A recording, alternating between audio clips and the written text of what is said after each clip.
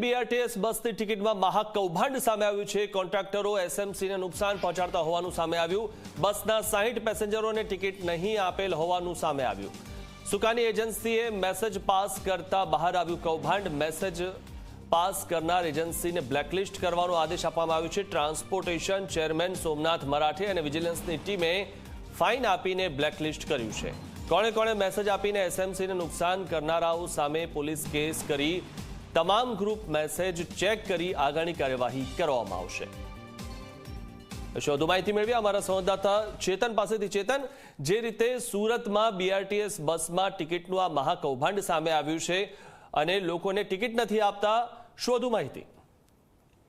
જી બિલકુલ થી ખાસ કરીને સુરતની વાત કરીએ તો સુરત મહાનગરપાલિકા દ્વારા જે BRTS બસનો જે કોન્ટ્રાક્ટ છે તે આકાર એજન્સીને સોંપવામાં આવ્યો છે, પરંતુ છેલ્લા કેટલાય સમયથી જે મુસાફરો છે તે મુસાફરોને ટિકિટ ના આપીને ક્યાંક ગોબાચારી ચાલતો હોવાનો જે ફરિયાદ છે તે ફરિયાદ ટ્રાન્સપોર્ટ ચેરમેનને મળી રહ્યો હતો। આ દરમિયાન જે ટ્રાન્સપોર્ટ કમિટીના જે ચેરમેન છે તે પોતે વિજિલન્સની ટીમ સાથે બસમાં જવા માટે રેડ કરવા માટે જવાના હતા, પરંતુ આ દરમિયાન જે મેસેજ છે તે મેસેજ પાસ આઉટ થઈ ગયો હતો અને તેમનો જે ગ્રુપ છે તે ગ્રુપમાં આ જે મેસેજ છે તે મૂકવામાં આવ્યો હતો। ત્યારબાદ જે ટ્રાન્સપોર્ટ કમિટીના જે ચેરમેન છે તેમના દ્વારા તાત્કાલિક ધોરણે જે સ્થળ છે તે સ્થળ બદલીને પાંડેસરા પીસ 4 રસ્તા ખાતે વિજિલન્સ રેડ કરવામાં આવી હતી, જ્યાંથી 60 જેટલા જે મુસાફરો પાસેથી પૈસા તો લઈ લેવામાં આવ્યા હતા, પરંતુ જે ટિકિટ છે તે ટિકિટ આપવામાં આવી ન હતી। એટલે કે ક્યાંક સુરત મહાનગરપાલિકાને નુકસાન પહોંચાડવાનું આ સમગ્ર જે ગોબાચારી રૂપ જે કૌભાંડ છે તે આચરવામાં આવ્યું હતું। હાલ તો આ એજન્સીને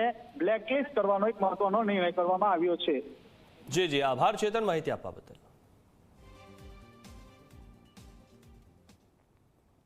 અમને જ્યારે મેસેજ મળ્યો ભાઈ આ લોકોને મેસેજ એને વાયરલ કર્યો છે, અમે સ્થળ ચેન્જ કરીને પાંડેસરાના પિયુષ પોઈન્ટ પર અમે ઊભા રહ્યા। ત્યાં 205 નંબરની બસ આવી અને ત્યાં આ બસની અંદર આકાર એજન્સીનો જે કંડક્ટર અમને જે બસમાં પકડાયો એને 60 જે પેસેન્જર ગાડીમાં હતા એને એકને પણ ટિકિટ ના આપી હતી। તો મશીન ખરાબ છે। વિજિલન્સ ટીમને અમે ગાડી ઊભી રાખીને તમામ આ મશીનની ચેકઅપ કરાવ્યું, ચેકિંગ કરાવી ત્યારે આ મશીન ચાલુ હતું। તો આવી રીતે આ કંડક્ટરો જે ચોરી કરી રહ્યા છે, અગાઉ પણ આકાર અને સુકાની એની સામે અમે કાર્યવાહી કરવા માટે અગાઉ પણ અમે જાણકારી આપી હતી।